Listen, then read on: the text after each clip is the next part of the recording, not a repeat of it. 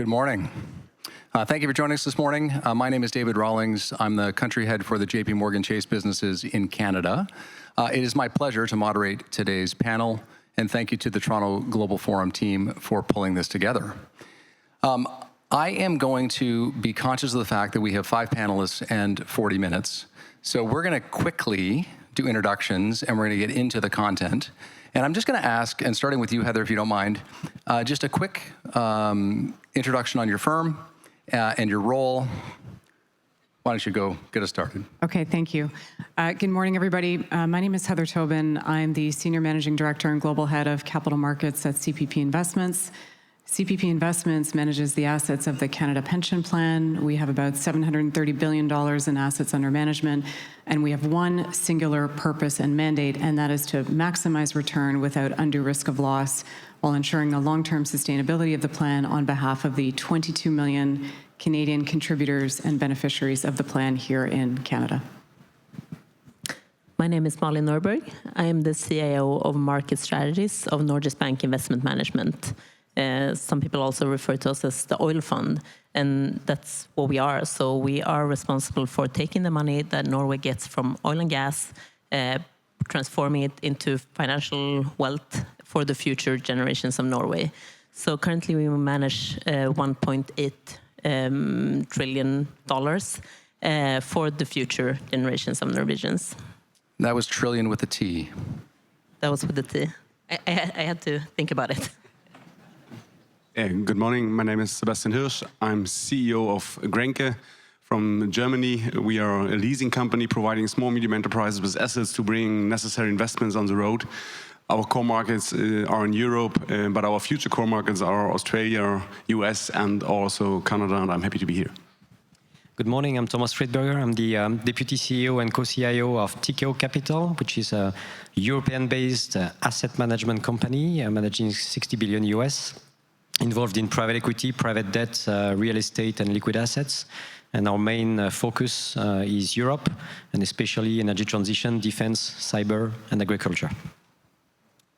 Morning, Nick Goodman, President and CFO of Brookfield. Brookfield is a global investment firm with our roots really rounded in investing in the backbone of the global economy, so real assets. We take our own capital, we partner it with institutions, sovereigns, individuals, high net worth around the world, and seek to earn, I'd say, outsized returns over a long period of time while taking moderate risk. Excellent. Thank you all. Malin, why don't we start with you? You're the largest assets at the table, so why don't you get started with what are you seeing, what are you hearing from a global economic point of view and potentially a risk point of view? So I think there's a lot of things to be optimistic about, and AI being maybe the most prominent. I think we all agree that it will probably change the world in one way or another. But just to start this panel on an optimistic note, I'll touch on the risks and things to be cautious about.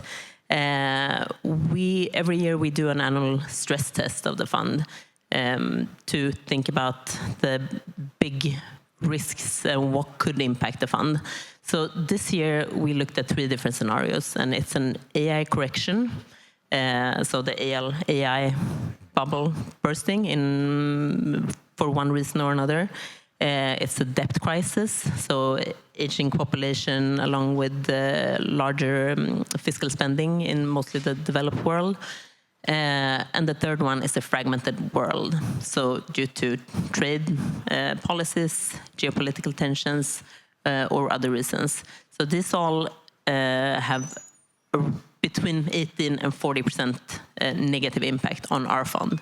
And our fund is pretty much the market. It mirrors the global market. So I think you could think about that as reflection of what impact they would have on the market. I think what's important to think about is that these risks are not really independent, they are interconnected. So you could easily see a scenario where policy fragmentation leads to trigger market instability that exposes fiscal vulnerabilities. So that's what we really have to keep an eye on. All right, shifting to you, Nick, similar comment, similar topic, pardon me, but also because you spend a lot of time with investors, maybe what you're hearing from your investors. So I'd say we are predominantly private asset investor. We don't do a lot in the public markets. And I think the tone there is cautiously optimistic, and the posture definitely changed 12 to 18 months ago from risk off to risk on. And I would tell you that the fundraising environment is much more constructive. We've had the last 4 funds actually we've raised over the last couple of years have been the largest funds we've raised for those asset classes for us ever. And that's across infra, real estate, private equity, and transition. Just closed the transition fund a couple of weeks ago.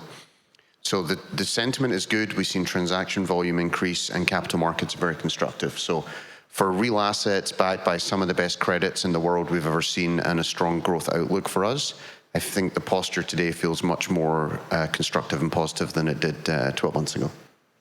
Excellent, thank you. Thomas, I'm going to shift to you.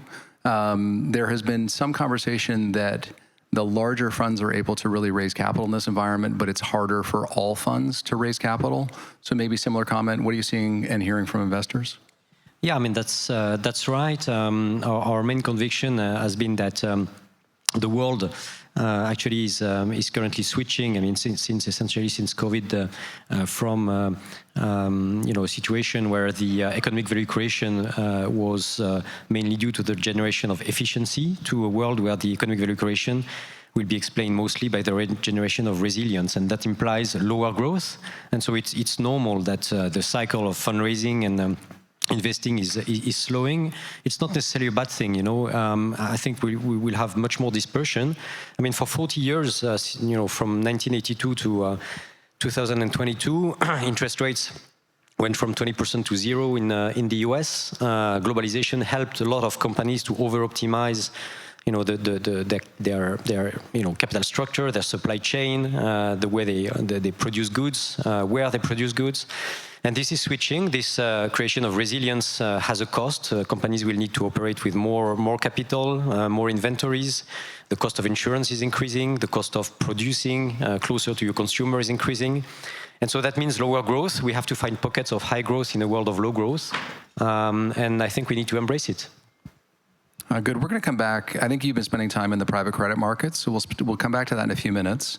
But Heather, you and Malin, I think, are in a unique position where you're really thinking about 50, 75, 100-year investment horizons. So how do you manage today's environment with that long-term view? Yeah, I think we're in the very privileged position of having a long-term horizon as part of our mandate. And ultimately, when we think about resilient portfolio design, it truly comes back to your portfolio design objectives and ultimately who you serve.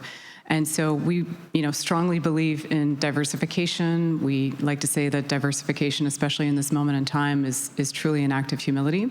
And we run a highly globally diversified portfolio across public and private strategies.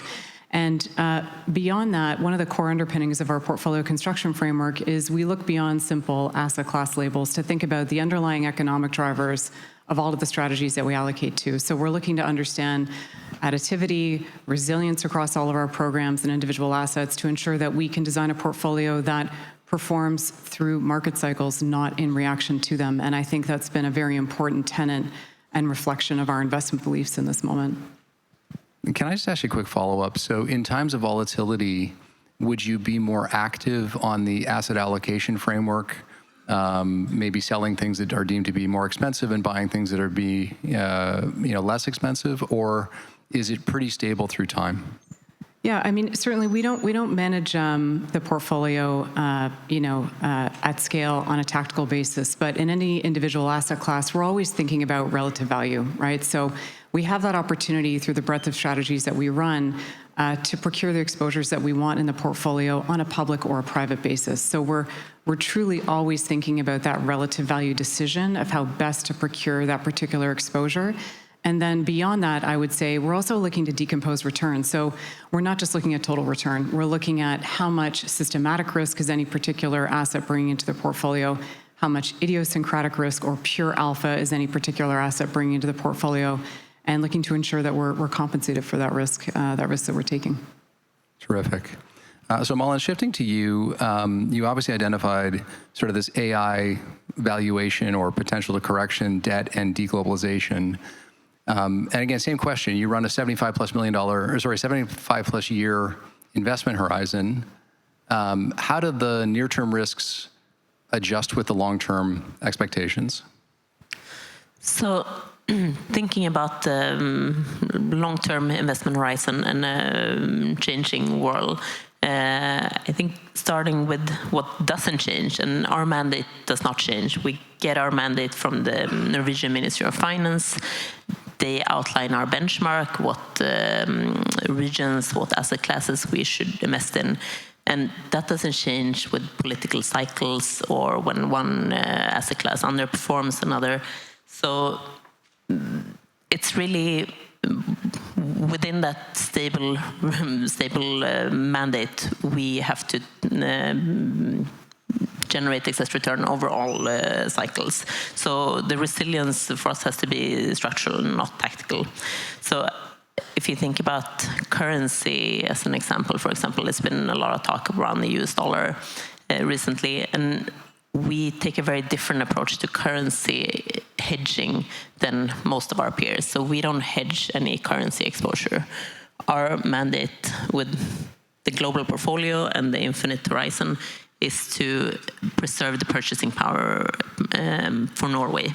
So by not hedging the currency, you're actually doing that. So if you look at the value of the fund right now, about a little over a third comes from inflows. More than half is from financial returns, and over 10% is from currency.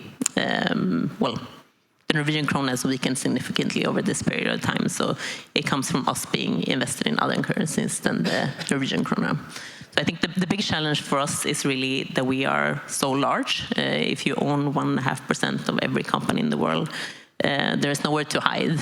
You can't really tactically allocate from somewhere to somewhere else. You just have to build a portfolio, as to Heather's point, that is able to withstand these changes. I think many of us would appreciate that challenge. Sebastian, let's switch gears and move to you. You started this business over 20 years ago. You said primarily footprint in Europe, primarily small and medium-sized businesses. Why don't we just spend some time on Europe? What are you seeing across the different regions and across the different sectors that you serve? Yeah, you see in Europe a lot of investment needs, but also in other regions, in America as well as in Australia. And of course, companies are concerned about the stability in politics, and that's normally not the best environment to go for investment, short-term or long-term, it doesn't really matter.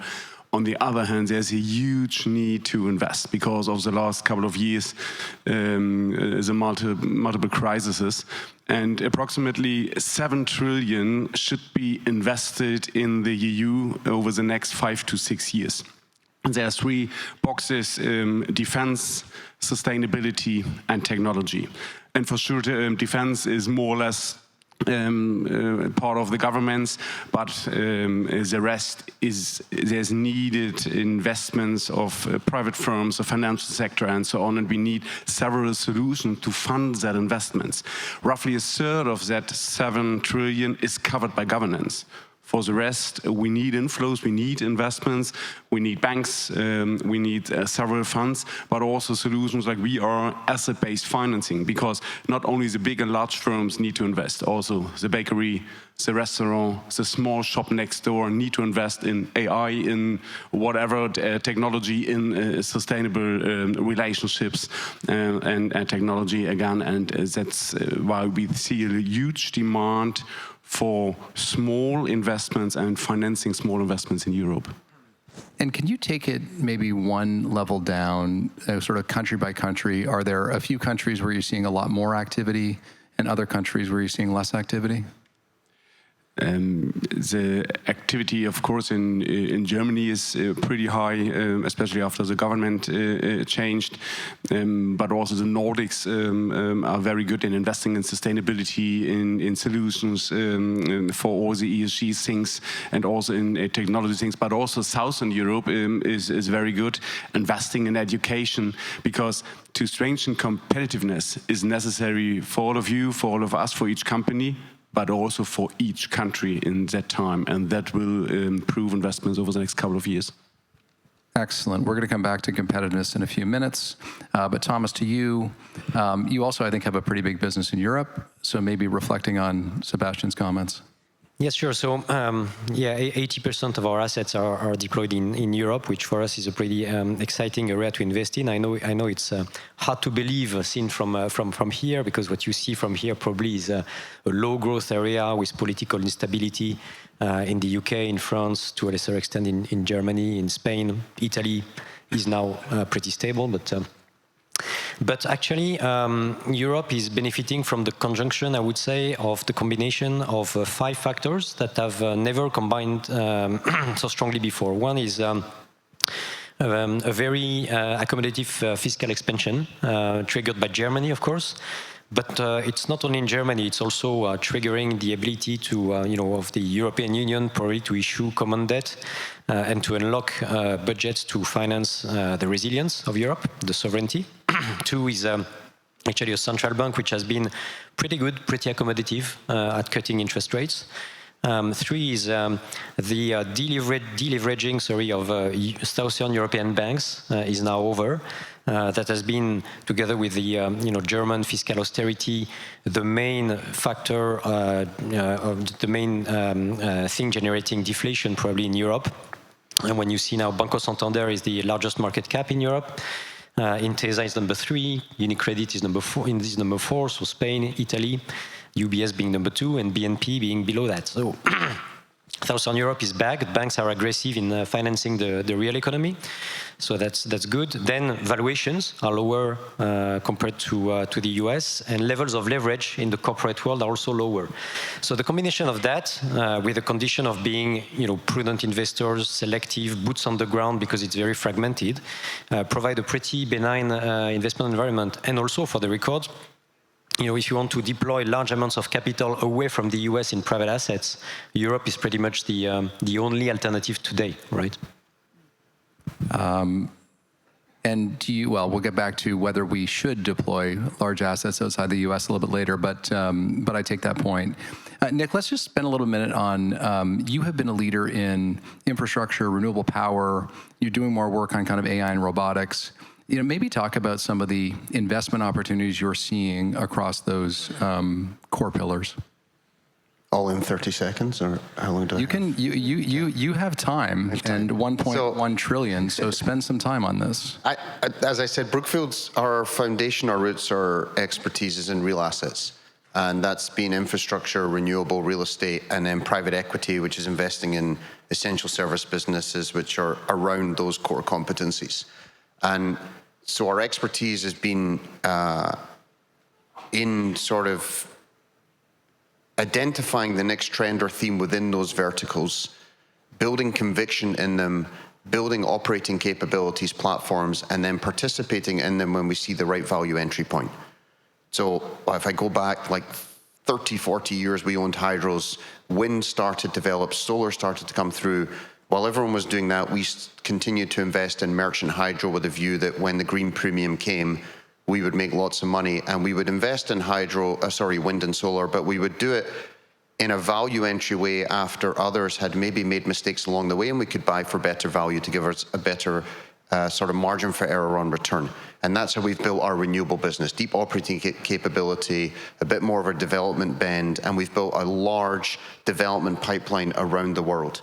At the same time, we were building an infrastructure business, which was traditionally, I'd say in traditional infrastructure, pipes, toll roads, ports, whatever you could think of, you would invest in infra 10 years ago. And over the last 10 years, we've been building more and more capability around data, infrastructure, fiber, towers, and data centers themselves.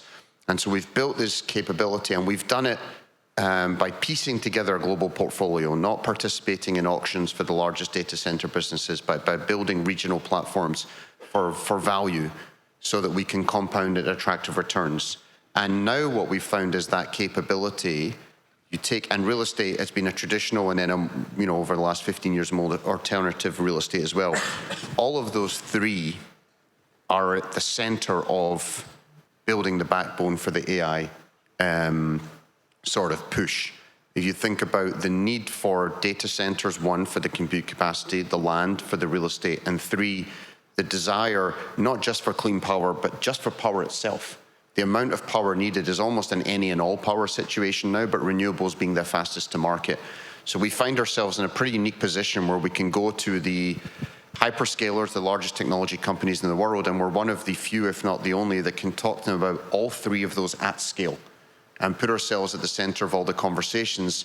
We've signed 10 gigawatt power purchase framework agreement with Microsoft, a 5 gigawatt agreement or 3 gigawatt agreement with Google.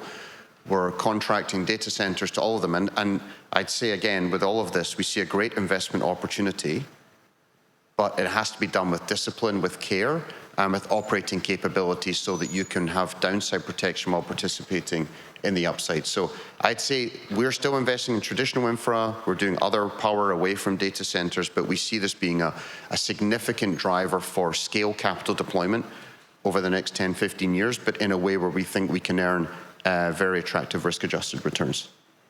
Excellent, thank you. Malin, I'd like to bring you in this whole concept of power. Some would say would be at odds with our focus on climate and responsibility. Some would say they're completely aligned. How do you think about this, any and all energy need versus, the world wants to be responsible and we want to be climate responsible? How are you seeing that play out in your own portfolio?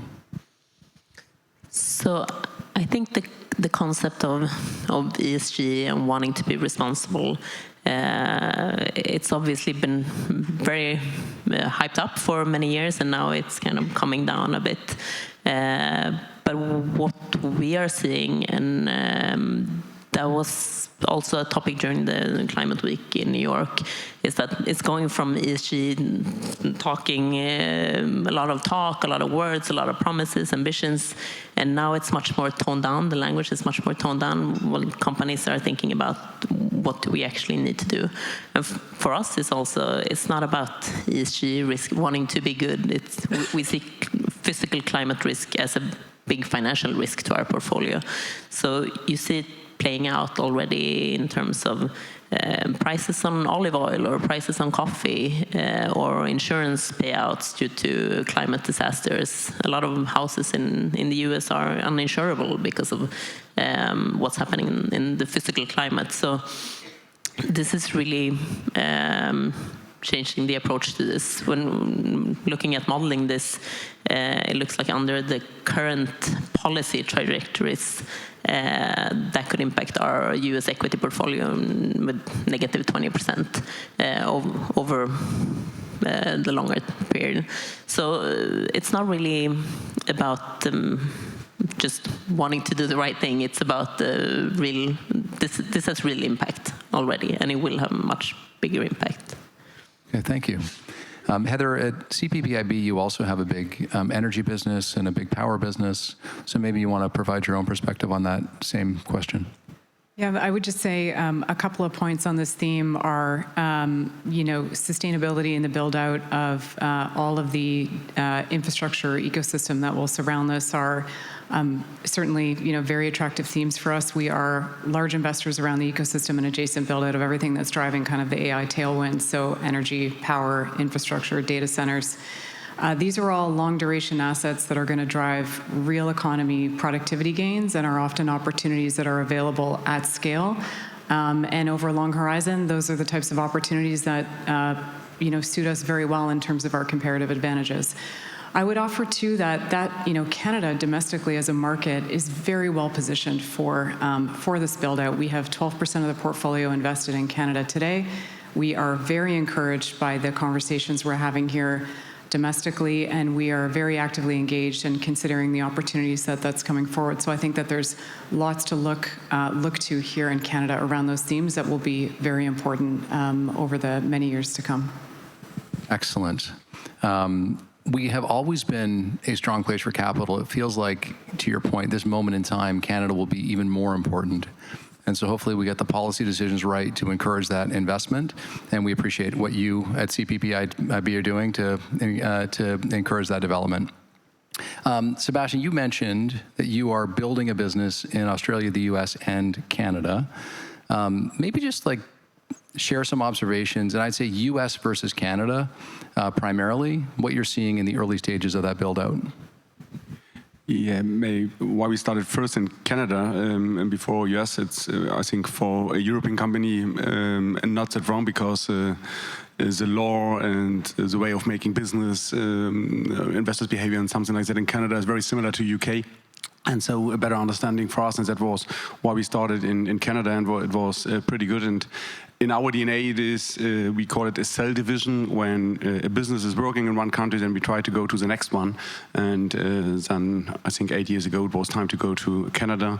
And it was a good move to working with several dealers, having a domestic relationship to resellers, dealers, providing small, medium enterprises with assets, and also having that relationship to the small and medium enterprises. We see in Canada also a strong investment behavior, a sustainable investment behavior, and what important is for us, our goods are 3 years, 4 years in average, so it's more short-term from a financial perspective investment, but the client relationships, the reseller relationship, it's a long-term relationship. So we have some resellers and clients working with us since 8 years, and we believe in that it is a sustainable investment in that relationship because the assets are needed, and so the business is working well, yeah.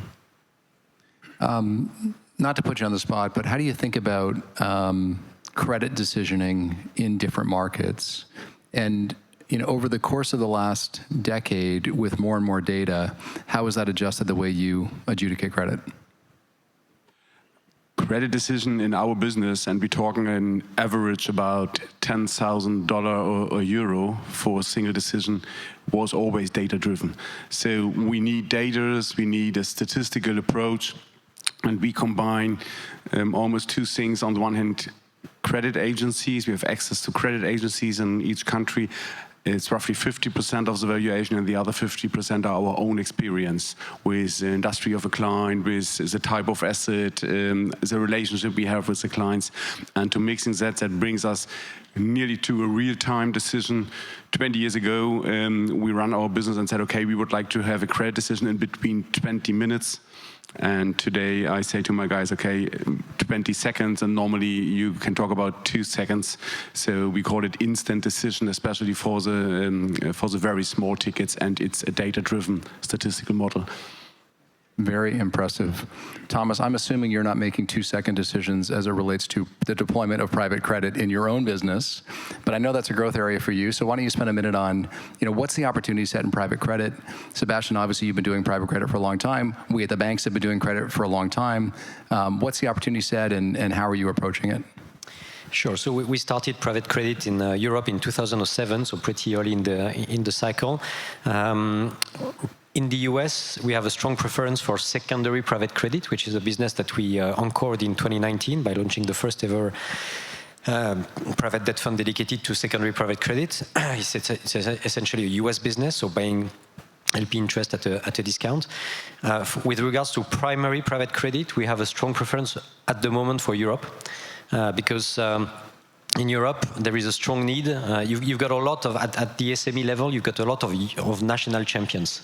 So companies that are performing extremely well, but in their country. There is a strong need in the building of sovereignty to actually promote European champions. And this is done by M&A, and those M&A are financed by private credit.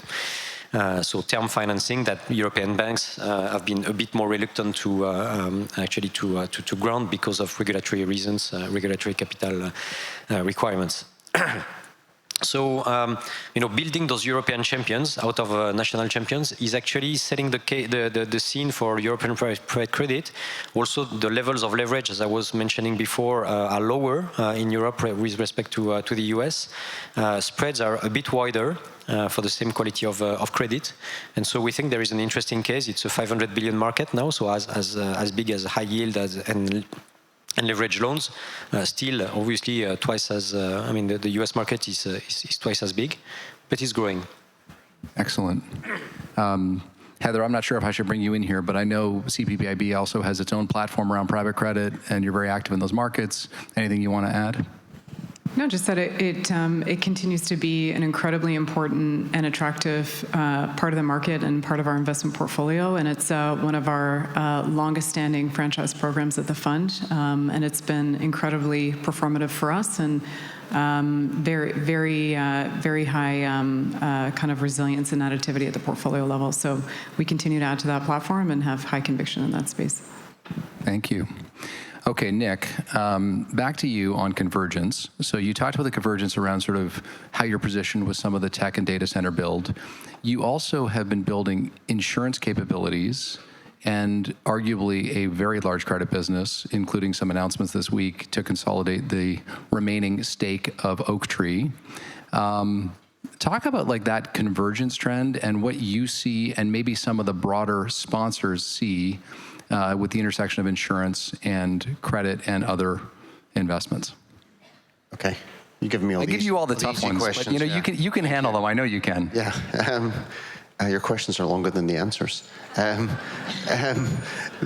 I like our, as I said, our focus in Brookfield has been accessing pools of capital that we think are low risk, low liquidity, long duration pools of capital that we can deploy into real assets or core competencies. And I'd say 5 or 6 years ago, we started paying a lot of attention, probably even longer, to insurance. And not insurance as in taking a lot of insurance risk, but looking at effectively long duration savings products for retirees. And we started with a small pension risk transfer business in Canada, which really is, you can take a closed book of pensions and you can reinsure away longevity and you can turn it into pretty much like a bond with a known maturity date and no liquidity risk because you've reinsured away your liquidity. And what's attractive about that, and then it also grows into annuities for sponsors with investment capabilities, is at the purest level, it just becomes levered investing, which is I can get my hands on long duration, low risk liabilities with a known rate, and can I outperform that and earn an attractive spread with a bit of insurance leverage gives me a really attractive return on equity. So we started to pay a lot of attention to it. We are very comfortable with our capability to invest. We had to spend time getting comfortable with our capability to manage those liabilities and that risk. And as we built that conviction, we had two things we wanted to get comfortable with: the rate environment, and a large component, not all, but a large component would go into credit, and could we tick those two boxes? So when rates went to zero after 2020, we decided that's a great entry point because it's really one-way risk. We didn't see rates going negative, and rising rates is great for the business. So that's when we built our platform, and we bought platforms because we want operational capability and we want to be able to organically grow the business, which we can now do.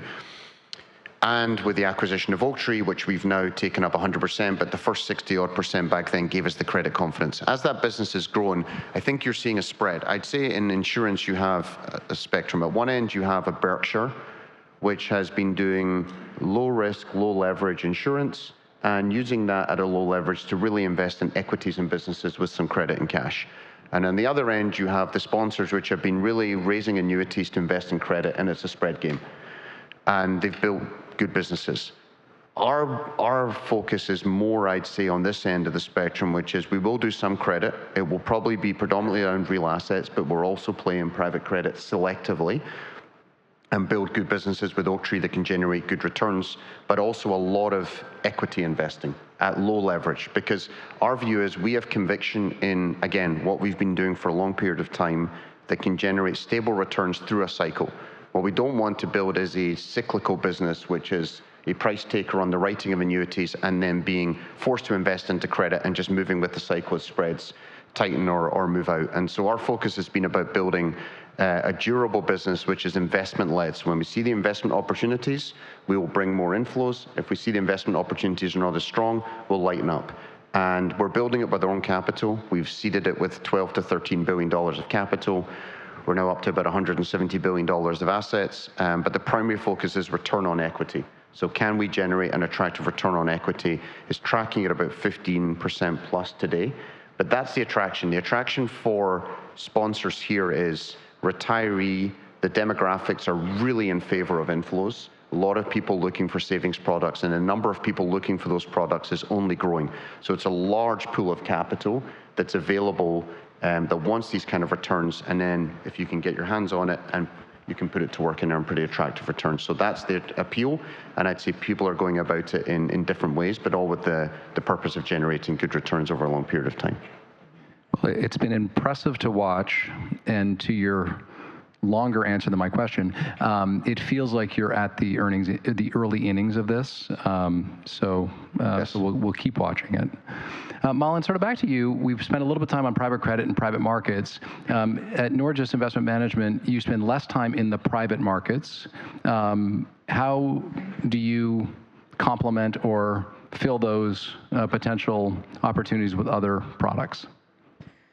So you're right, we are primarily a public market investor. So except for our renewable infrastructure investments and real estate, unlisted real estate business, which is in total about 4 to 5% of the fund, we are only in the public markets. So obviously the big buzz the last decade or so has been in private, and the growth of assets under management in the private markets, the growth of products, and I think it's a very important. They have a very important role to play, and they clearly fill a gap that traditional finance could not. But I also think it's important that there's a balance between the public and private markets. I think the public markets fill something that private markets don't, and that's transparency, liquidity in periods of stress, mark to market. There's also an element of when companies wait longer to IPO or they don't IPO at all, it limits the access for regular investors to the value creation. So there's been some recent trend that there are more private products going into more retail products, but I think in general, the markets that your man on the street has access to, that's the public market. So if you want the whole population to take part in this value creation, the public market also has a very important play. So there's a balance, but I think they have to coexist. And just follow-up question on that, will you allocate some capital to private investors? So, as I said, the ministry sets our benchmark and also our investment universe. So we have proposed this a few times, but we've also got no a few times. This last time we got the response was not right now. So we'll see. Hopefully we will be involved in that in the future, but not right now. Right. Well, but these are you benefit from great decisions made decades ago around the size and the scale, and how amazing it is for the people of Norway. So you're in a good spot, whether or not you get publics or privates in your portfolio soon. Heather, another fabulous Canada story is around the pensions and the diversity of what you do. Just spend a little bit on your own business, which I think actually has sort of a market-neutral capital markets, pretty active strategy, maybe what you're seeing in that market and what opportunities you see.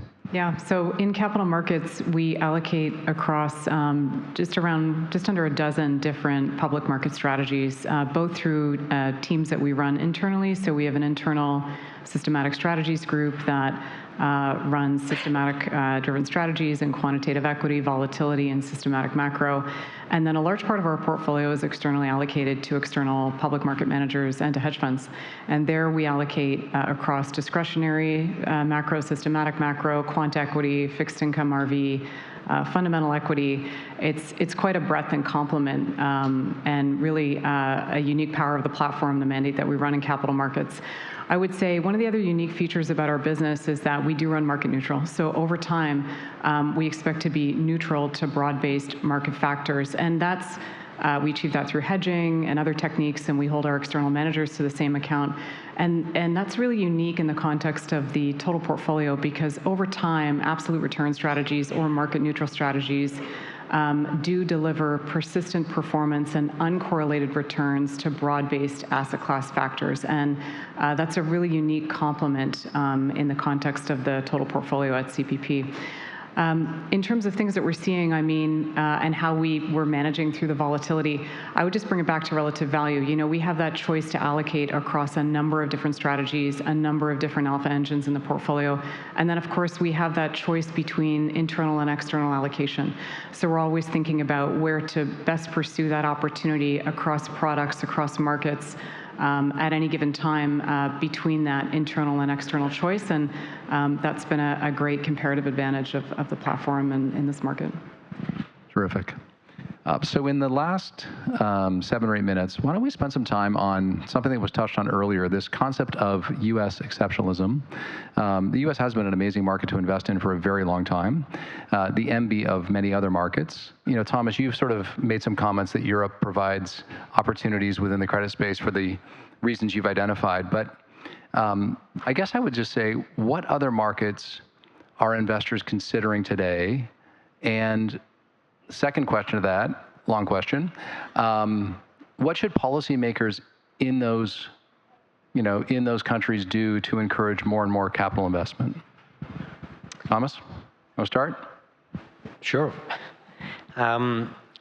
It's obviously true that the U.S. market is by far the deepest, the most developed market, most liquid market in the world. We've been asking ourselves, is the U.S. exceptionalism sustainable enough to justify valuations? So I think that's a good question to ask. And if the answer is no, even long term, what is the alternative?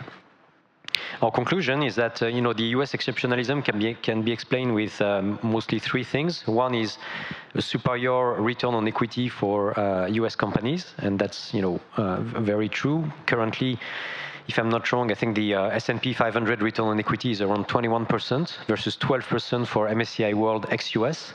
So this 9-point difference is at all-time high. I think it's the 92nd percentile, historically speaking. So will this continue? The effects of tariffs on, and that's explained by the fact that U.S. companies have superior EBITDA growth generation and also higher velocity in their assets, mainly explained by the power of share buybacks. So will this be still the case in 10 years' time? We'll see. The second element is the dominance of the US dollar as sole reserve currency in the world, and so we are monitoring very closely what's going on in other parts of the world, especially Eurasia, and especially the relationship between China, Russia, India, and anything that is happening currently in this region, and the relationships also with the Gulf, with the GCC regions. We know that China is trying to impose its currency to its trade partners to encourage them to borrow and trade in their own currency, and with some success. And the third thing is obviously the tech dominance of the US, and so we are monitoring very closely what's going on also in Chinese AI. So that's our take on US exceptionalism. Well, it sounds like, at least for now, those trends will continue and remain quite attractive. Nick, you run a big business in the US. Any comments related to the opportunity set? There's maybe been some subtle shifts for us, for our clients, our fiduciaries, obviously, to generate target returns for our clients, for policyholders in the insurance business while taking moderate risk. And so we take this into account. But I tell you, we have a global business. What we look for in a country is, respect for capital, rule of law, ability to do things at scale, and deep capital markets. Those are what allow us to buy, to invest with confidence, and then to be able to exit on the other side, because other buyers are looking to invest in those countries and those assets as well. And the US, it continues to be the deepest, the biggest, the most liquid market with the largest transaction volume. So it's still very relevant, but we're global, we're investing in Europe. The liquidity of the capital markets can sometimes be a challenge in Europe, very bank driven, but again, the banks offer lots of liquidity so we can get things done. We're doing more in Asia, Japan, Korea, and even launched a transition fund which is focused on developing countries, so into Southeast Asia, countries we haven't been investing in before, like Malaysia, Indonesia, Vietnam, Thailand. So we're taking a global view. We have a business in China, or in Australia, or in Latin America. And so it's a long way of saying not a lot has changed. Again, we're not investing in public equities, so how those trade in the public markets is not as relevant. We're investing in the assets to support these companies, and if we can do it for value, we still have conviction that the US is a great market, but we see lots of opportunity around the world, and Canada is also part of that. I should mention Canada. It's obviously our home market, and where we see opportunity, Canada's a very attractive market.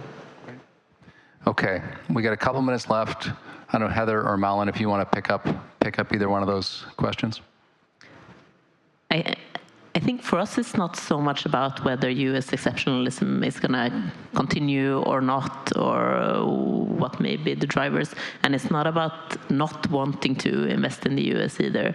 It's more about having an alternative. So over the last 10 years, our European equity share as part of our entire portfolio has gone from 26 to 15%. And that's just because of how the market has developed. So it's more about having other viable alternatives, not putting all your eggs in one basket.